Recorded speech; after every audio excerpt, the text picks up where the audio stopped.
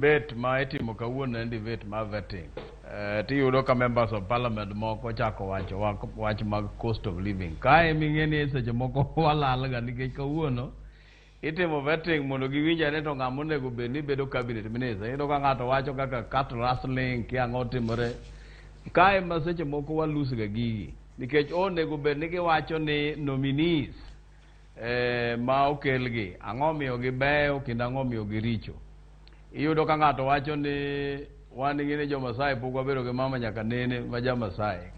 Kichako dhi kamano ero tibiro ketho gini biro kethore kabisa nikech wadwaro joma nyalo konyo jo Kenya. Ng'ato koseyier nobedo cabinet to en obiro serve ji kochakore Lokichogio nyaka Busia.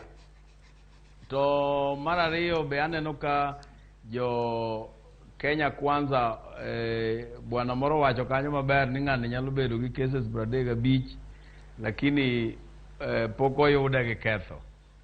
Ing'eni kidwaro public kwa dwaro ni mondo walos chapter 6 kaka ne jo Kenya dware to koro mago kidonje iwachori ni bwana kane bone wan e pinje molony ahinya tigisi ni wan ok wadagi nikech court pok oyudi gi ketho lakini dhi los gigi mokwongo kore kiduogi bed cabinet minister.